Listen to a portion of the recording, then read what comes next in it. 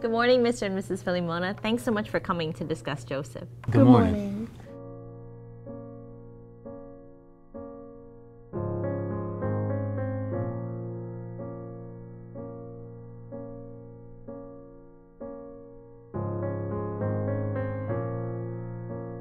I really appreciate all the effort you've taken to keep in touch through our emails, and this process has been so much easier because of all your family support and ideas that have come out at our meetings. Thanks for that information and helping us get the bus passes. We didn't know that was available.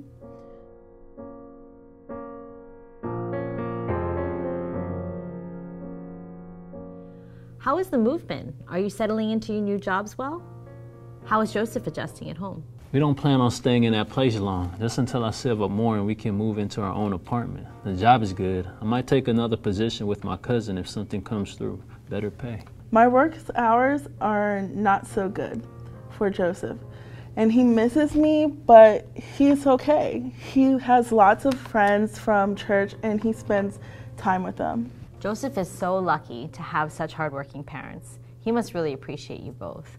In the last meeting, I shared information about Hawaii's literacy, free English classes focused on helping people gain language skills related to real-life situations, and the Hawaii Public Schools adult education programs that offer English literacy and also offers degrees like the GED and the competency-based diploma.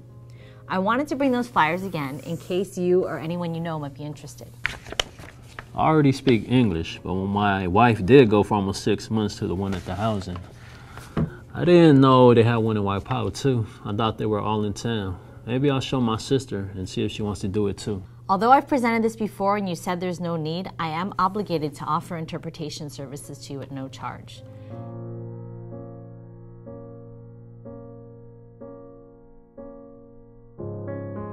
If you ever do decide to bring another family member who might need this service, or you decide that you'd like one, you can always let me know and I'll make the arrangements in advance.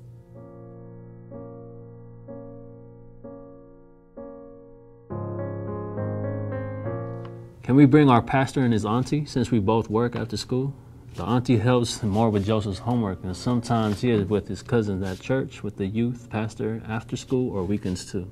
Auntie Anna and Pastor Mara might need that translator you talked about. No problem. I can definitely request one and get their contact information to add them to the team list.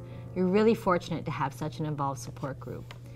As you know, Joseph has been part of our English language learner program from 1st grade to 2nd grade. In this program, we focused on English listening, speaking, and writing, as well as providing information on understanding diverse cultures in Hawaii.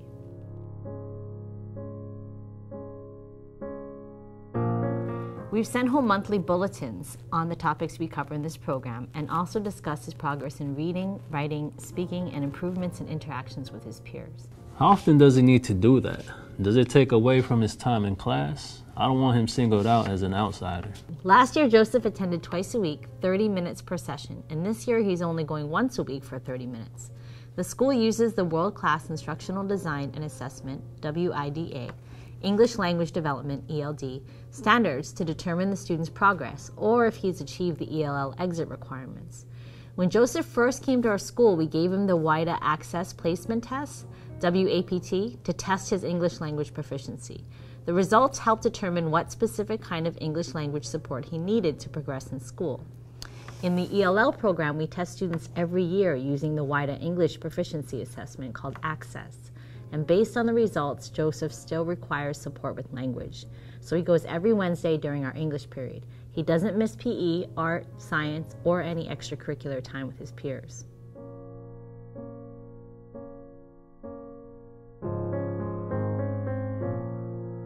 That's good. I'm glad he doesn't miss PE and science. He loves those and talks about them a lot. I think he might want to play football or rugby when he's a little older. Joseph is so athletic and really confident. He likes to draw and write about rugby in Writer's Workshop. I don't know anything about rugby, but I'm learning a lot from him. Yes, takes after his dad. I played semi-pro rugby. Wow, maybe we could start a club here at the school. Most of the kids haven't played it, and that would be awesome. I know you work after school, but possibly a weekend league or something? I wanted to explain the other system we use here at the school to help students who need extra help besides learning English. I've been sending home the monthly bulletins, but all this information is also on my class website. I saw the email, but I don't understand the blog thing. Are we supposed to go on and post things? I saw the other moms post things, and this is like Facebook. Can everyone see it? The privacy setting only permits parents in my class who have a password. The website is just a resource for you to look at and see what the students are learning, field trips, class plays, or projects. We also have contact information for after-school programs like tutoring, cooking club, hula, and basketball. All of them are free and organized by our parent-teacher organization. There's also some great links for free educational resources to help kids practice reading, writing, and math if they want to brush up. You do not need to comment unless you have a question or want to say something about anything you read or saw. One of the pages on our class website explains our multi-tiered instruction, also called response to intervention, paired with positive behavior intervention and supports.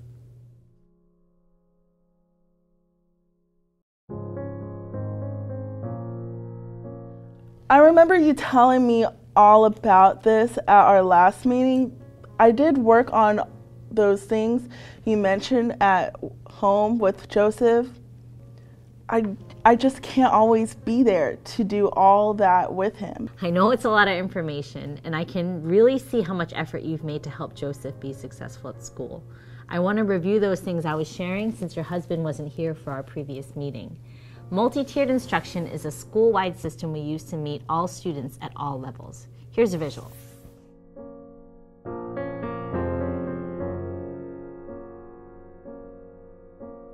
All students receive Tier 1 support, which means we deliver instruction at different levels with lots of choices for how students show they can do a certain task. And all students are assessed and monitored regularly to determine whether they need more or less support. Students that need additional help, about 15% of the students, also receive Tier 2 support, which involves more teacher-directed, individualized instruction. When we found that Joseph would benefit from Tier 2 instruction, we sent home the notice explaining he would work in small groups of 3 to 5 students for 20 to 30 minutes, 3 to 5 days a week. I also shared a list of the strategies we're using at school to increase Joseph's rate of learning, and a notice explaining your right to request an evaluation for special ed programs and services. We sent home the results of Joseph's progress twice a month while he was receiving those Tier 2 interventions. We have a team of learning specialists, school counselors, and teachers who help determine exactly what types of interventions might work for Joseph. Students usually receive Tier 2 support from anywhere from 9 to 30 weeks, depending on their progress. For Joseph, we determined after about 4 months or 16 weeks that he required Tier 3 support. About 5% of students receive intensive one-on-one Tier 3 support.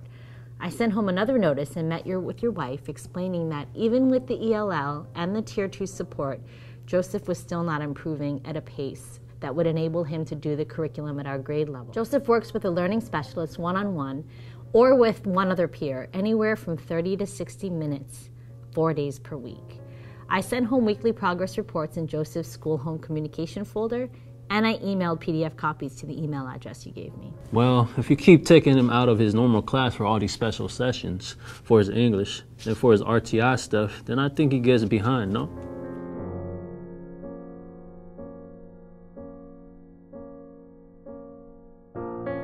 I understand your concern.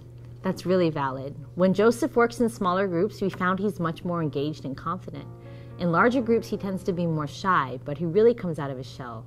We still need more time to work on things like his reading and writing skills to help him be prepared to successfully tackle some of the things the students are working on in the class.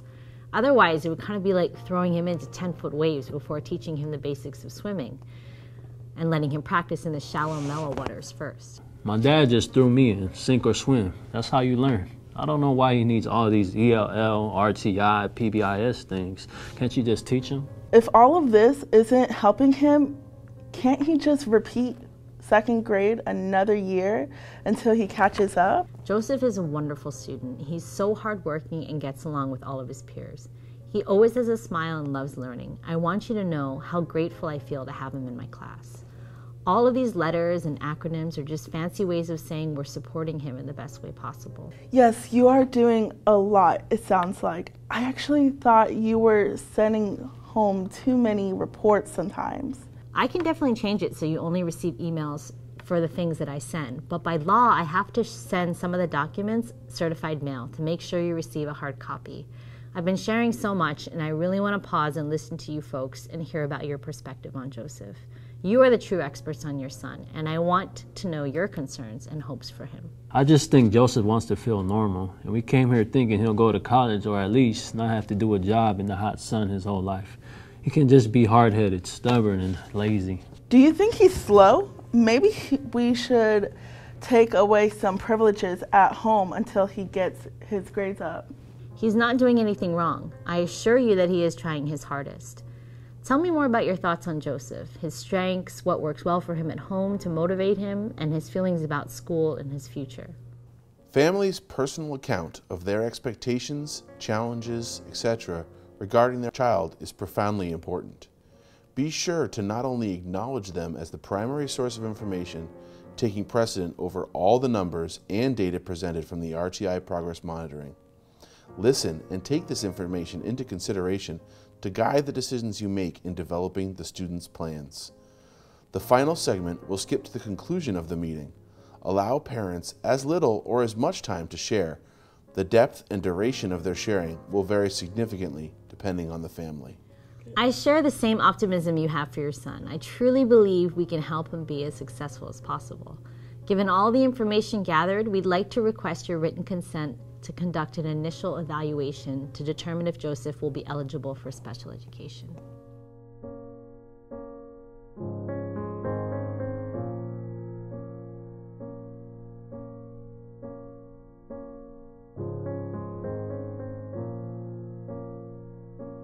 Can't you keep doing the same things without giving him a disability label? The interventions haven't been effective enough to ensure that Joseph can progress through his grade level. A label does not define who he is. It provides him with an identification that will allow us to offer significantly more services and specialized instruction that will address his unique learning needs. So, is this like Tier 4 interventions? Will he be taken out of his class with all his friends? He can remain in the same class since he is already in an inclusive classroom with students with and without disabilities. If you consent to an initial evaluation, we can have some of our specialists help determine if he might have a learning disability. We have such a strong special education team with years of experience, and they can offer specialized instruction that general education teachers are not trained in. We want what is best for Joseph. If he can stay in his class and just have more help, I think that sounds good. I also want to share this list of some excellent resources for families. On these sites, you can even request an educational advocate who can attend future meetings. This advocate can help your family and your son to make sure you understand everything we're discussing and that it makes sense.